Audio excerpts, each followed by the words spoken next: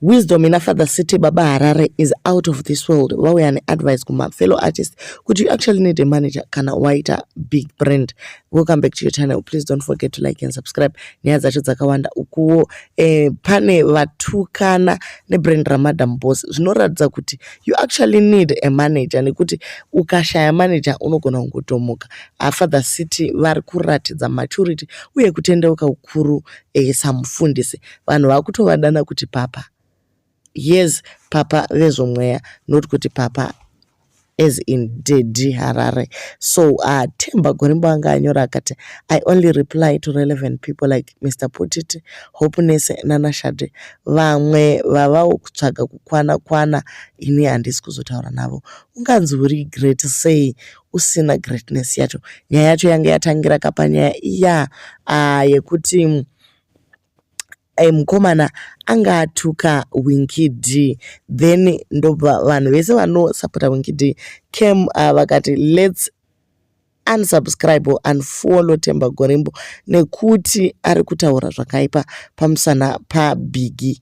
Imi munongoziva guys kuti gafa extraterrestrial amanyati kompyuta nevakomana vadiki. So Baba Harare vabva vanyora vakati ivo mafungiro angu sevanhu vanoteverwa nevanhu vakati one day we need to have some kind of publicist or manager. Kuva nembiri kazhinji ndiko kunotanga njere newisdom zozotevera. Paya paunomuka waputika zvakutoda ukasike utsvake vanokudzora nekukurayira gwara. The bottom line is a huge following without a solid brand image and direction. Idare guru remakuwa nekutukirirana. So brand presence and potential requires you to invest in a professional publicist or manager. Mamuka sei pano. So ndo zvavari kutaura izvi ende vanotorevesa because sometimes fame gets to your head wopedzera usachazive zvekuita ende vanhu vanokangamwa kuti you are because of the people that follow you. Vanhu vanenge vachitotevera vachinakirwa newe then iwe ukatanga kudhomoka manje vanhu vakawanda vanogona kusiyana newe. Tine maartist akawanda tinoziva muZimbabwe vane management iripuwa vasina manager zvachose vanongoramba vachidhomoka unotoona kuti uyu munhu ari kutorasika uyu and they actually lose following because of that. Tozoitawo vamwe vane good management mazita kamazita guys hatitauri mazita asi munovaona vanhu vane good management kuti vanomaintaina a no comment. Uyu akazonzi kwai murume wake aura naEvangelista tataura mazita ndobva zvazodini woye vari kurambana vari no comment. Hapana musi umwe waakauya achizvidefenda hapana. Asi nhasi tiri kungoona kuti brand riri kuenderera mberi. So sometimes haunide kuprove a point kuvanhu kuti iwe uri chibaba aiwa haufanire kuprova kuvanhu. You just let people be. Wowana munhu anokumanager anokubatsira kukudzoredzera. So most people came in comment komunotizivaka kuti si section inoti nakidza zvisingaitike timbowa kuti vanhu vari kutaura kuti chii. Ini chandinoona pana Themba Gorimboto uyu ndinoona senge pane munhu akamupa chibhakera chakabva chashandukira brain yake ini because mukomana pane zviri kuitika or maybe mweya wekumasvingo wava kumudana kumusha. Uyo ndiye umwe akapera kare. Mabhifu ake naJaffa aitrenda kupfuura ngoma dzake kureva Father City. Akaona gap kugospel akati dzimwe nguva zvichaita nguva zhinji ngaiperere pabasa kwete mumastreets esocial muchidzidzisa vanhu zvokuposta kana dziri tsika wakadii kusiyana naPasho. Vamwe vakati Father City you are so mature and humble. Marevesa kupedza nguva kupindura ngoma huru Themba Gorimbo zvafanira kutandanisa mupengo watiza nehembe dzako uchigeza usina kupfeka. Vanhu havazozive mupengo ndiani pakadaro. Musiyei Themba tsiva inoita ichikanganisa brain sometimes. Go deeper papa. Mashoko kuna Baba Harare. Haungambotadza kuitwa baba weguta. Chirungu icho chitete zvacho but chine zimudzoro. I think ndimi ngwere dzacho. Lecture them kana mabvako moenda muchibuda kune ichi kubuda mujerechi neava vekuzokiswa kuamerica. Winky D is a biggest. I love how his name has become a source for attention seekers' pathway to fame or grow their fan bases through foul mouth and positive language towards him.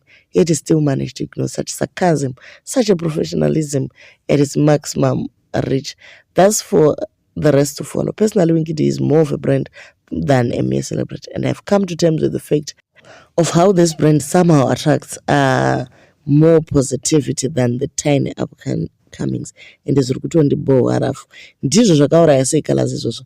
He has the talent but lacks management and social wisdom. He was actually advising Enzo Ishal that you don't need a manager. Really, look at him now. He was the greatest voice of our generation, but now Takuto Mkangama, management and social image is a must. When the talent dies, your name will sustain a brand. Holiday also need to work on that. A man should never lose respect to gain publicity. He will lose it all. Tarisai vafana vese vaimba zvinyazi. They are all gone and forgotten. Yet vana Dembo naNatuku are still respected everywhere. Hey, zvakaoma chokwadi. Winky anongorwiswa nevanhu vasingadi change munyika chete. Of course ungava usingafariri music yake for different reasons. Either yekuti you are benefiting from the system or hauna brain. Because nesituation iri muZimbabwe, what is song yekuti dzimba dzemambo inotaura zvecorruption hauifariri kukwana here. And still the big man, the grandmaster, the maestro, the chief, his excellence is magnificent, still keeps his zizwa. You still have my respect. When I get old, mfana wangu, I want to be like Winky D. Ukuwo kwoitawo DJ Ola anyway vatsamwiswa nenyaya yekuti vane bhutsu yavo yeMercedes Benz. Zvino vanga vosekwa navanhu kuti kwewo vazopfeka Mercedes mumakumbo sei. Vabva vangopopota vakati vapfana vacho vanenge vachiti wajuma content or vajuma content vasingazivi kuti vari kumakisa mukore uno, asingazivi kuti Benz iri kugadzira bhutsu ndiani. Saka nechimusha apa ndiani? Don't display ignorance dzenyu pano. Saka vabva vaisa bhutsu yavo yeMercedes Benz.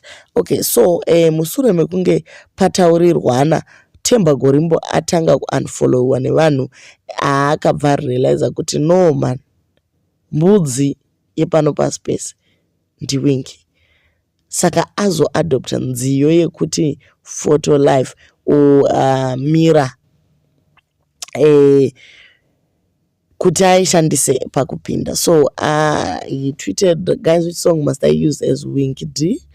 Of Winky D as my next fight workout song. That's how we support Mwako to the world. Put in comment section. I was thinking Winky D photo life. My suggestions are pano. Tesetine watino kumurango wani. One by one gona anagona wake.